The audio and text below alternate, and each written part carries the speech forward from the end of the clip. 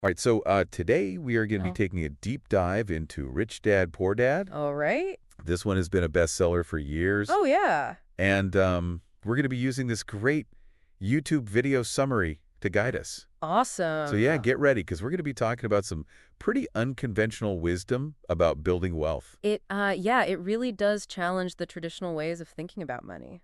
Yeah, for sure. One of the first things that really jumped out at me when I was looking at this was this idea that the rich don't work for money. Right. They make their money work for them. Yeah. So how does that even work? Well, that's really at the core of financial literacy, Okay. which Kiyosaki argues is really the true path to wealth. Mm-hmm. Schools, they teach us to get a good job, but not necessarily how to really make your money grow. Yeah, that makes sense. I remember in the book, Kiyosaki tells this story about when he was 9 years old and asking his friend's dad, Yes. Rich Dad, Yeah. for advice on getting Rich Dad. Mm-hmm. And what did Rich Dad tell him to do?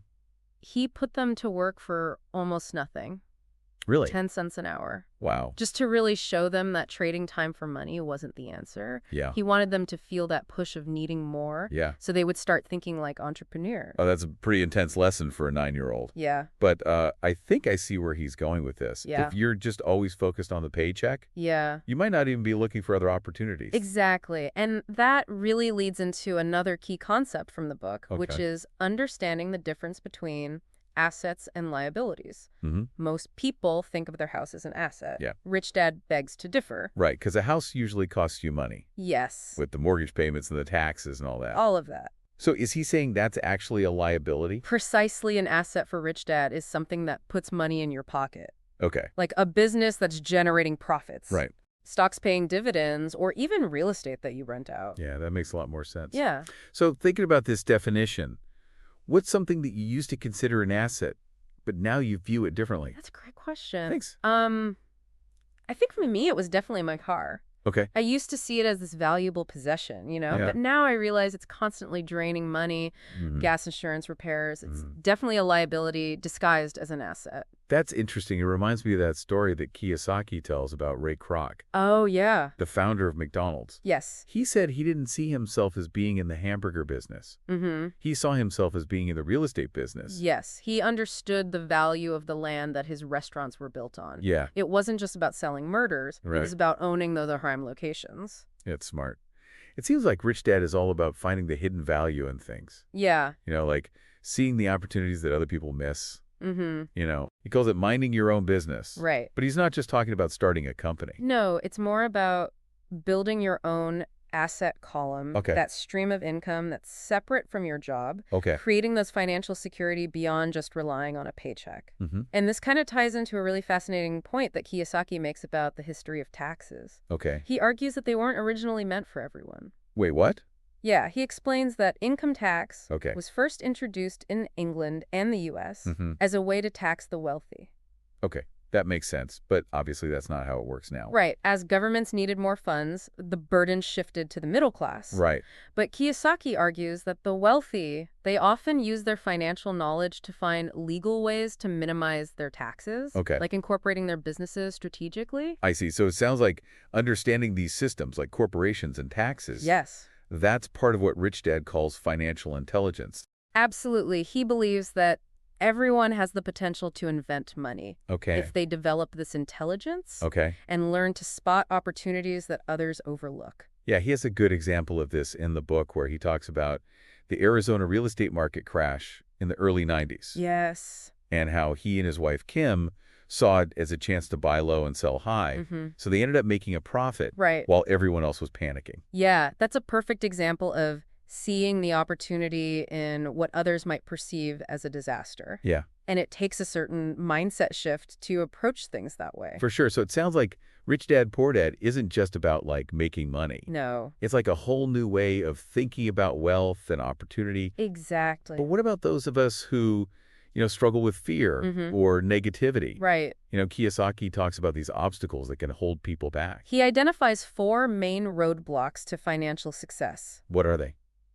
fear, cynicism, laziness, and bad habits. Oh, yeah. He even shares a story about a friend who missed out on a great real estate deal Oh, no. because of cynicism. What happened? His friend was about to buy an investment property, Okay. but he backed out at the last minute Really? because someone told him it was a bad idea. Okay. That property ended up doubling in value, Wow. and he missed out on a huge profit. Oh, man, that's got to stink. Yeah. So how does Rich Dad suggest we overcome these obstacles? Well, he really emphasizes the importance of reframing our negative thoughts. Okay. For example, instead of saying, I can't afford it, Mm-hmm. ask yourself, how can I afford it? Right. That simple shift can open up new possibilities. Oh, okay. He also believes that laziness is often a mask for fear. So instead of just pushing through laziness, Yeah. we need to, like, address the underlying fear. Right. That's interesting. What kind of fear do you think would prevent someone from taking action financially? Well, the fear of failure, for sure. Okay. The fear of losing money. Right. But, Rich Dad sees failure as a learning opportunity, a Mhm. chance to course correct and improve your strategy. Yeah. He argues that the only real failure is not learning from your mistakes. That's a really good point. And finally, bad habits. We all have them. Yeah. How do they impact our financial lives? Well, Rich Dad contrasts his own habit of paying himself first Okay. with his poor dad's habit of paying everyone else first, Okay. bills, taxes, creditors, Right. and ending up with little left over for himself. So he's saying, like, Rich Dad prioritized his own financial well-being above everything else. It's a different approach for sure, but Yeah. it really puts the focus on building your own wealth first, Okay. even if it means feeling a little uncomfortable or pressured to find more income. Yeah, this has given me a lot to think about. Yeah. It's like Rich Dad is saying that achieving financial freedom Mm-hmm. requires more than just knowledge. Yes. It's like developing the right mindset and habits and even emotional resilience. Exactly. He sees financial literacy as a journey of personal growth, Wow. not just a set of rules to follow. Yeah. And we've only just scratched the surface. I know there's so much more to uncover. Yeah. Oh, I'm definitely hooked. Welcome back. We've been exploring some pretty unconventional ideas from Rich Dad, Poor Dad. Yeah.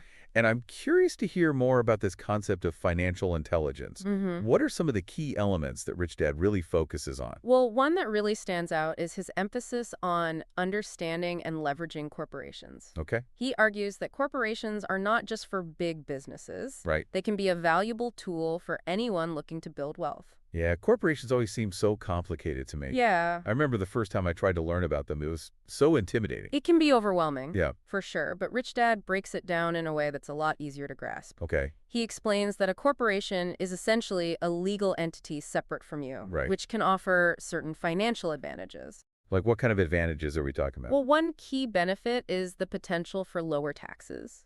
Okay. Corporations often have a lower tax rate than individuals, Mm-hmm. meaning you keep more of your hard-earned money Right. to reinvest and grow your wealth.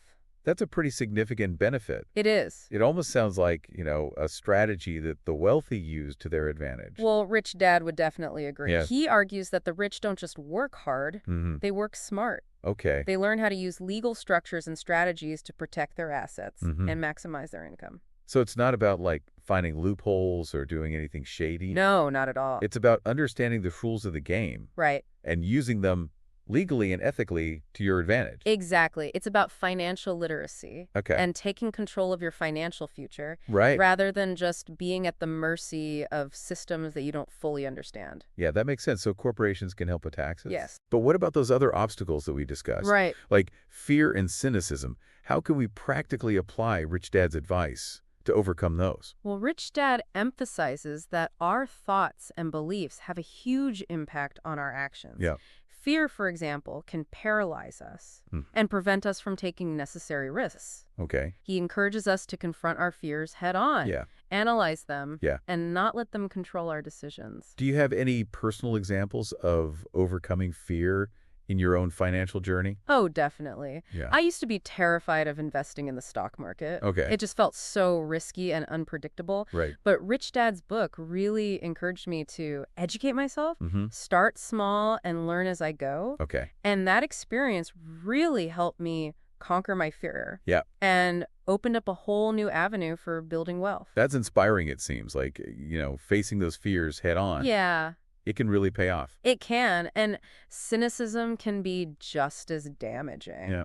Rich Dad tells that story about his friend Right. who almost bought that investment property, Hmm. but backed out because of a cynical comment Oh, yeah. from someone who wasn't even an investor. Right. And that property ended up being a fantastic investment. It did talk about letting negativity cloud your judgment. I know, right? That story really highlights how important it is to do your own research Yeah. and trust your gut, especially when it comes to financial decisions. Right. Rich Dad reminds us that we shouldn't let the opinions of others, Yeah. especially those who aren't financially successful themselves, Right. influence our choices. It's so easy to get caught up in other people's negativity, It is. especially when dealing with something as complex as finances. Absolutely. So what about laziness? Rich Dad has kind of a unique perspective on that too, right? He does. He believes that laziness is often a symptom of a deeper issue. Okay. He says that the cure for laziness is a little bit of greed, Okay. or as he puts it, desire. So I think what he's getting at here is like the power of ambition, right? Mm. Not greed in a negative sense, Right. but that burning desire to improve your life Mm-hmm. and achieve your goals. Is that how you interpret it? Absolutely. It's about having a strong enough why Okay. to motivate you to take action Right. without that driving force. Yeah. It's easy to just fall into complacency and inaction. Yeah, he also challenges us to reframe our thinking around money. Yes. Like instead of saying, I can't afford it, Right. he encourages us to ask, how can I afford it? That subtle shift in perspective Yeah, can make a world of difference. it really can. Instead of accepting limitations, Yeah. you start brainstorming solutions and exploring possibilities. Exactly. It's like turning a roadblock to a detour. Mm-hmm. It might not be the most straightforward path, Yeah. but you'll find a way to reach your destination. You will. So what about bad habits? Rich Dad talks about how those can really sabotage our financial progress. He contrasts his own habit of paying himself first Hmm. with his poor dad's tendency to pay everyone else first, Right. bills, taxes, creditors, Yeah. and often having a little left over for himself. So by paying himself first, he was prioritizing his own financial well-being Yes. above other obligations. Mm-hmm. That seems so counterintuitive, but I'm starting to understand his logic. It's a bold move, Yeah, but it forces you to find creative ways to generate more income. right, To meet your other obligations, it Mhm. creates a healthy pressure right. to grow your financial capacity. It sounds like Rich Dad's approach is all about taking control and responsibility for your financial life, Yeah. rather than just reacting to circumstances. Would you say that's an accurate assessment? Absolutely. He emphasizes that financial literacy Mm. is a journey of constant learning, adaptation, and growth. Right. It's not about finding a quick fix. Mm. It's about developing the skills and mindset to navigate the complex world of money. It seems like he's encouraging us to be proactive, Yeah. to constantly seek knowledge and opportunities, Mm-hmm. and to be willing to challenge conventional wisdom when it comes to building wealth. Exactly. And Rich Dad, Poor Dad offers a wealth of insights and strategies to Yeah. help us do just that. Well, we've covered a lot of ground in this episode. We have. And I'm eager to hear what other valuable takeaways Yes. we gleaned from this book. Definitely. Let's delve into those in the final part of our deep dive. Welcome back to our deep dive into Rich Dad, Poor Dad. We've been unpacking some powerful ideas about financial literacy and mindset and even leveraging corporations. Yes. But now I'm really curious, how can we actually apply all of this to our own lives? Well, that's the key question, right? Yeah. Rich Dad, Poor Dad is packed with these great insights, Mhm. but it all comes down to taking action. Right. Knowledge without action is just potential. I think one thing that really resonated with me was Yeah. how he emphasizes that most people are just too afraid of losing. Right. So they never really play to win in the financial game. Mm-hmm. They stick with what feels safe. Yeah. Yeah. Even if it's not getting them where they want to be Yes, financially. it's that comfort zone trap. Yeah. A Rich Dad, he challenges us to break free from that Okay. and be willing to take calculated risks. It's okay to lose sometimes. Well, he reminds us that, every successful investor Yeah. hasn't faced losses at some point, Mm-hmm. but they didn't let those setbacks define them. Okay. They learned from them and kept moving forward. Yeah, it's like learning to ride a bike. Right. You're going to fall a few times, Exactly. but you get back up, you adjust, and eventually you're riding smoothly. He also talks about developing that sixth sense Okay. for money-making opportunities. Oh, yeah. Remember that story about him buying that house at a bargain price Yeah. and then flipping it for a profit? Mhm. He saw an opportunity where other people just saw a risk. That's inspiring because it shows that Like, these opportunities are out there, Mm-hmm. but we need to develop that financial intelligence Right. to spot them. Yes. So where do we even start? Well, Rich Dad is a big advocate for building your asset column, where Right. assets are things that put money in your pocket, Right. not take it out. Like those rental properties or stocks or businesses I Exactly. talked about earlier. He emphasizes generating passive income, Yeah. money that flows in even when you're not actively working. So you're essentially making your money work for you 24/7, even while you sleep. That's the dream.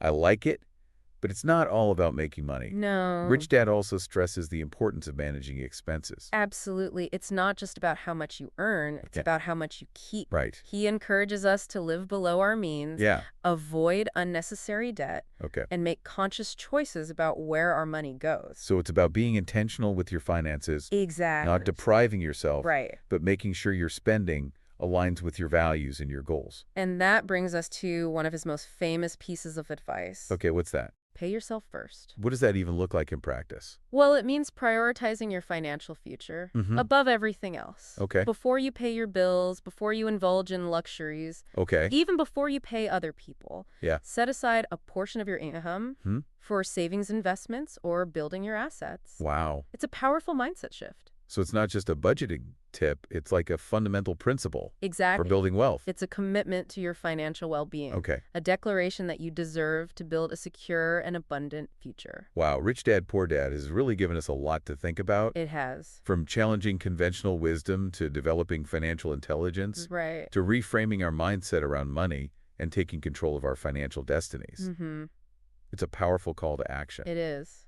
Well, that wraps up our deep dive into Rich Dad, Poor Dad. Yeah. We hope this exploration has sparked some new ideas and inspired you to take action Yes. on your own financial journey. Definitely. What small step can you take today to move closer to your financial goals? That's a great question. Remember, even small steps taken consistently lead to big results over time. Happy investing.